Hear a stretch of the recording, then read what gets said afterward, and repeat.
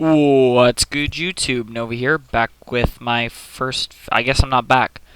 Anyways, this is my WWE Summerslam 2013 pay-per-view analysis, preview, prediction video, whatever you want to call it. You know, in theory, it's the same thing. So I'm going to be talking about, in my opinion, the matches that I know are confirmed for SummerSlam. If I left something out, I'll leave it, hopefully, in the description box, and because you guys will tell me and be awesome and be great, and you guys know how it goes. So anyways, let's get straight into it. The first match I'd like to talk about is a mixed tag team match. The team of the WWE Divas Champion AJ Lee and Big E Langston versus the team of Dolph Ziggler and Caitlyn. So, it is obviously a bad decision in the first place. I believe that Big E Langston and Dolph Ziggler should just be duking it out by themselves at SummerSlam.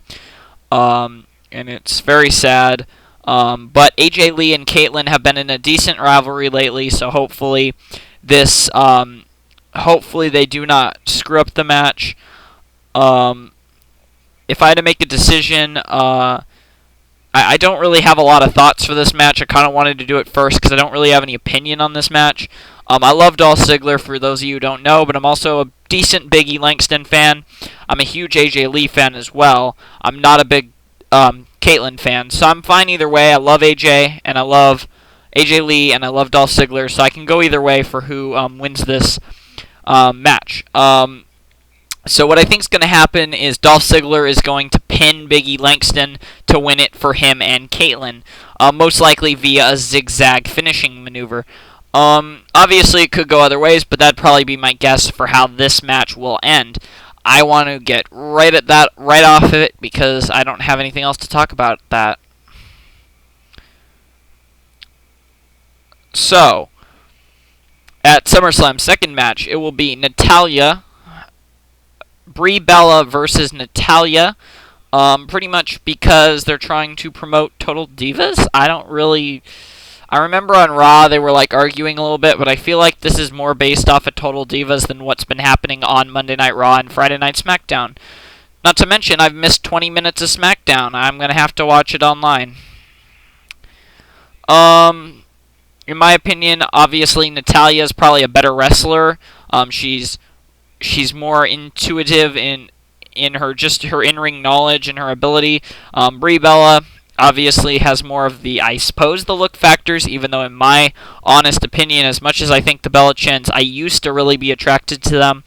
In terms of looks, I actually think Natalya is more attractive than the Bellas, aside from the blonde hair. I really can't stand blonde hair on a woman. Like I said, this match, I feel like, is, if anything, is to promote Total Divas. The Bellas are the stars of Total Divas. So, I'm going to say Brie is going to win. She's not going to win with like that facebuster finishing move that they kind of have, and I don't think she's going to win with Twin Magic either. I think she's going to win with like a small package or a roll-up or some dumb way where she doesn't really beat Natalya, but she still gets the 1, 2, 3 on her. So that's a match that I thought was worth talking about. I feel like it's really just there to promote Total Divas. So the next match I'm going to be talking about is for the World Heavyweight Championship. Alberto Del Rio defends his title against Christian. Now, this has been crazy. This is the match after, several injuries and return from injuries, and he kind of never really got going, perhaps because he was fighting semi-injured and WWE didn't want to push him, and then he kept re-aggravating his injuries. But Christian is finally back, hopefully for a long time, for the rest of his career. Hopefully this is a big run that goes on for quite a few years and will be his last run in professional wrestling. He's going against Alberto Del Rio, he's been quite hot. But in terms of, I think this is one of those matches, one of the two matches on the card that I think might steal the show, and I think it's going to be a great match to see.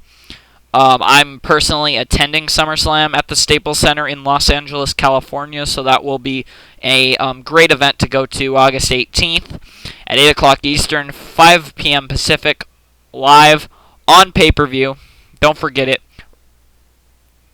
Boom. You know, you can see all your favorites like Cody Rhodes, Damian Sandow, John Cena, Daniel Bryan, CM Punk, Brock Lesnar, whoever else. Um, and of course Del Rio and Christian. Sorry, I had to promote the pay-per-view because I really do want people to watch this. I think this is going to be a great pay-per-view that will top Payback and Money in the Bank, and will just be the best pay-per-view not just of the year but maybe of a long time. In terms of the match, I really feel it could go either way. I think WWE is leaning towards Alberto Del Rio to retain the World Heavyweight Championship, but I'm going to have to go with Christian winning via the spear.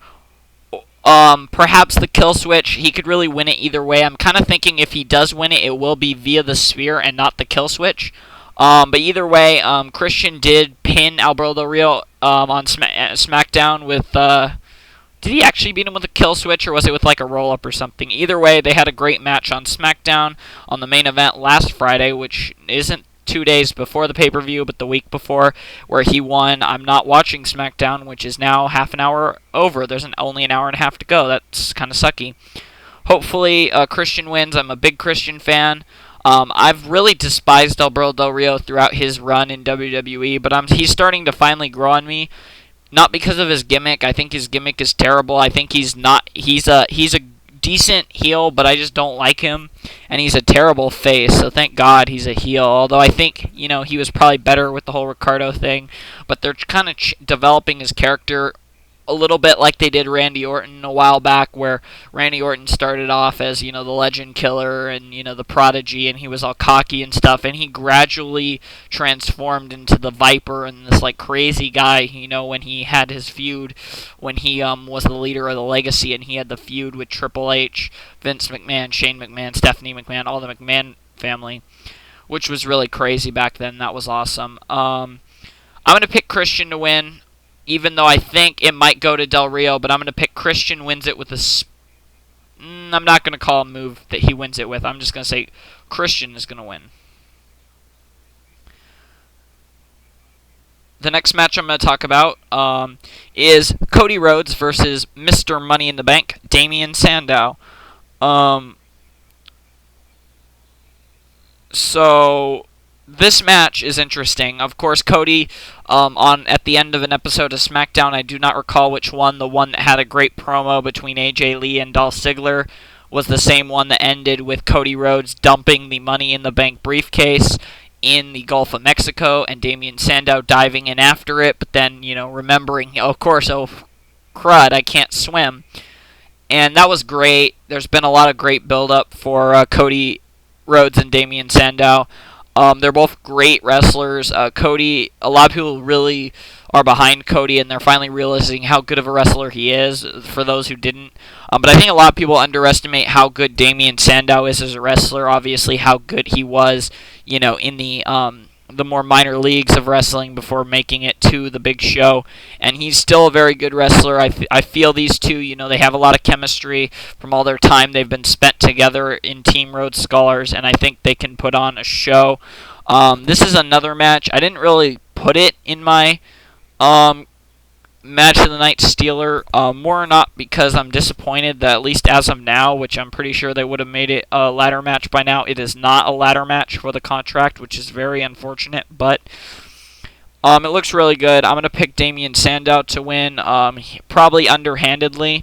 Potentially he wins cleanly, but it's pretty unlikely. He'll probably win by really looking heelish and really showing off that mean streak in Sandow, maybe just smashing the briefcase in his head while the ref is distracted or, just isn't looking. So, or he just wins cleanly. But either way, I think Damian Sandow's going to win. I really could go either way with this. I'm just excited for the match. I like Cody Rhodes. I like Damian Sandow. Both great wrestlers. The next match I'm going to be talking about is what many people think will be the main event. Some people think it won't be. It'll be the co-main event. I'm going to say that this will be the co-main event. Brock Lesnar versus CM Punk.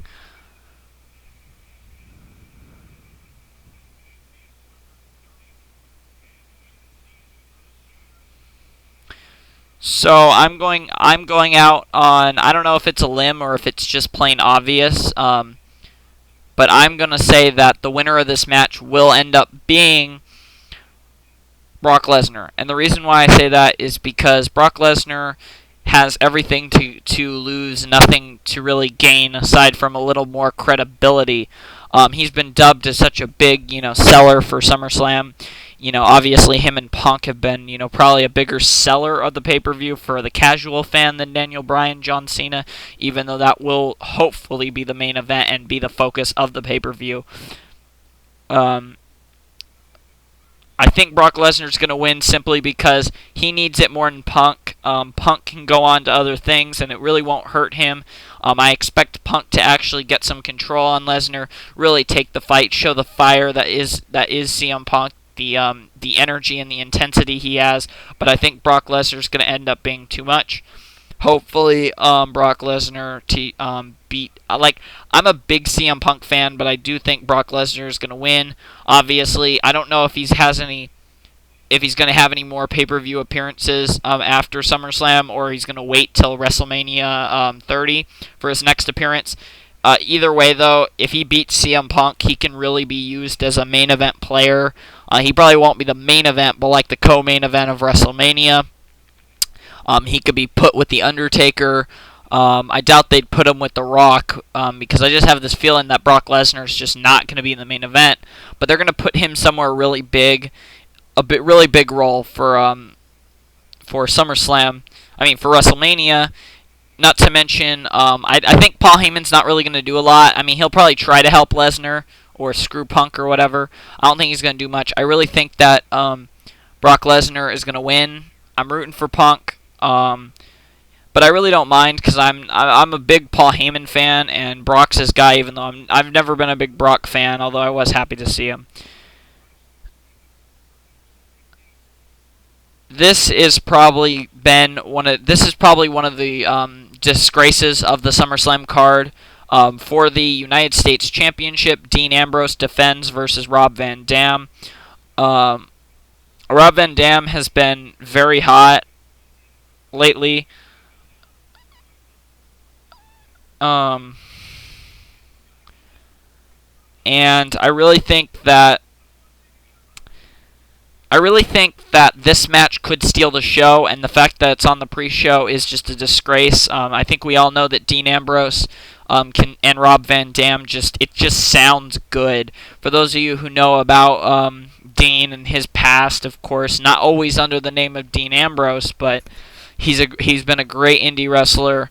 And as he's worked his way up the ranks, and now he's Dean Ambrose, and his character is not the character that anyone expects once he goes solo from the Shield. But his wrestling is still great, and I think with Rob Van Dam, who is a little slower than he used to be, but is still, especially lately, he's been on fire. He's been winning all his matches. He's just been doing great. It looks really good, this match. I'm really pumped for Dean Ambrose versus Rob Van Dam. There's no real storyline build-up aside from a little tiny thing of Rob Van Dam, Mark Henry, and The Big Show stopping the Shield from getting to RVD before the title match at SummerSlam. But I think that this match will be a potential match of the night. I'm going to say right now that I'm going to go out on a limb and say the main event will top this. But if I had to make a guess, this will be the second best match of the night, and unfortunately, many fans won't even tune in to see it. So that's really unfortunate. I really think it's almost a disgrace that so many fans probably won't see it.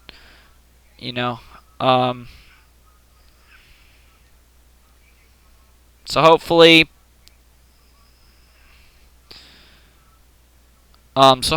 we see that. We're down to just 2 more matches that I want to talk about that I know of. Again, quote me if I'm wrong. I think you guys at this point know the 2 matches that I'm thinking of, because like I said, there's only 2 more matches I know of.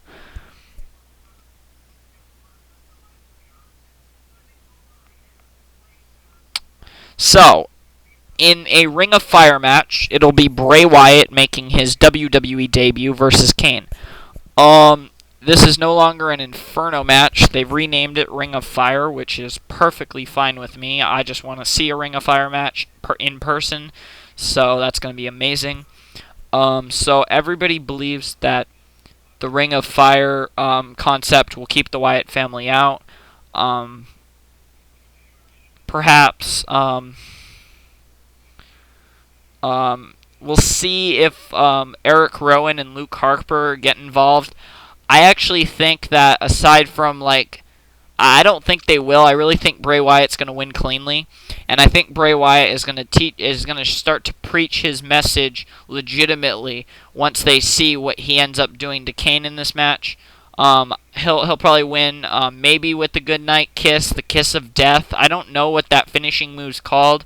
Hopefully it gets a better name than I could give it, because all the names I'm giving it are hecka cliche. It's that really ugly finishing move, because he doesn't have that super awesome one he had when he first debuted in FCW.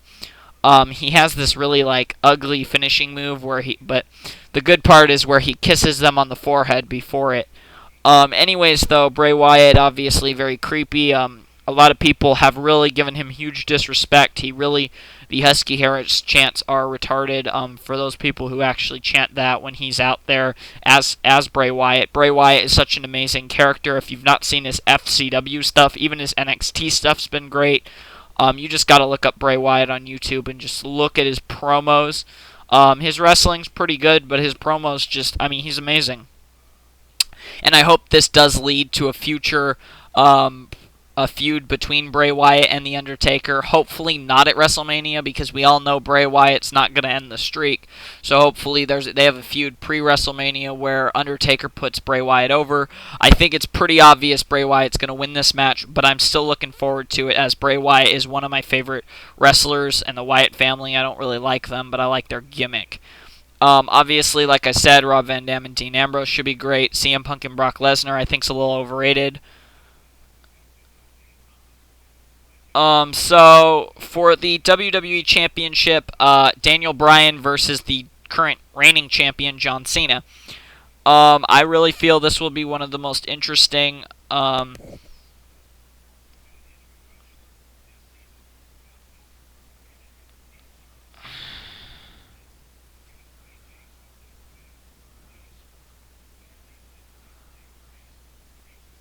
So we will see here what happens here in this match. I think that we all know that John Cena is historic for not tapping out, and Daniel Bryan wins the majority of his matches via the yes lock, the no lock, or the label lock, whatever you prefer, which is a submission maneuver, a modified variant of Chris Benoit's crippler crossface to a degree, and it's just kind of interesting where WWE is actually going with this.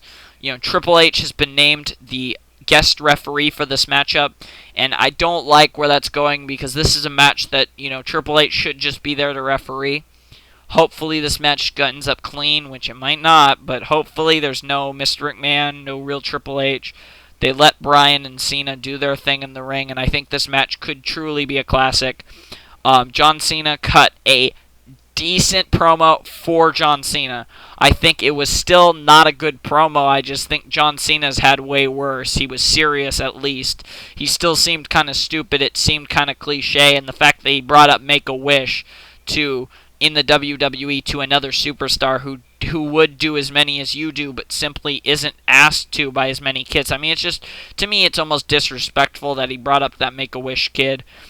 I mean, that's literally just pandering to the crowd, doing whatever you can to get them there. Daniel Bryan on Raw called him a parody of wrestling, which will go down as one of the best burns, not just of the PG era. I think that was one of the best burns of this decade, or this, I guess you could say, century or millennia. That burn was so harsh and so true.